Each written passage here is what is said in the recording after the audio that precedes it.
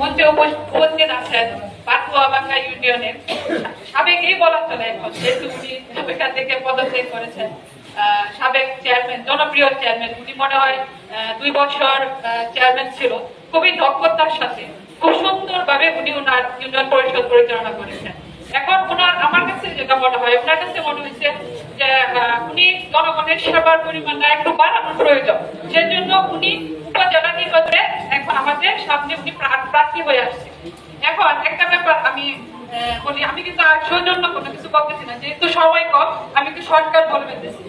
একটা ব্যাপার আপনি চিন্তা করেন, বিগত আমি কারো বদনাম বলতেছি না, জাস্ট বাস্তবতা বলতেছি। বিগত 10টা বছর কিন্তু একটা মানুষ কিন্তু চেয়ারম্যান ছিল। আপনারাই বলেন আপনাদের কার কি উন্নয়ন করছে, বা উনি আমাদের জনগণের সাথে কতটুকু মানে জনগণের সাথে সম্পৃক্ততা ছিল, বা উনি কোথায় কি কাজে আমাদের জন্য কাজ করতে পারছে। যেমন সদর উপজেলায় আমি নির্বাচন করি, বা সদর উপজেলায় যেসব জেলার নেত্রী সদর উপজেলায় থাকি, আমি দেখি যে মামুন ভাই যে সদর উপজেলার চেয়ারম্যান, ওনার প্রত্যেকটা ইউনিয়নে ওনার উন্নয়নের ছোঁয়া আছে। মানে প্রত্যেকটা ইউনিয়নে কিন্তু ওনার কাজ আছে। কিন্তু আমাদের এখানে যে উনি আছে 10 বছর যাবত উনি আছে, উনি আমাদের কি উন্নয়ন করেছে? উনি আমাদের কি উন্নয়ন করেছে? আমাদের এই মধ্যে দরকার যে টাকা ইনকাম করার জন্য উনি আসে নাই। কোন চেয়ারম্যান কিন্তু টাকা ইনকাম করার জন্য উপজেলা চেয়ারম্যান প্রার্থী হন নাই। উনি আসছে আমাদের উন্নয়ন করার জন্য, জনগণের পাশে থাকার জন্য।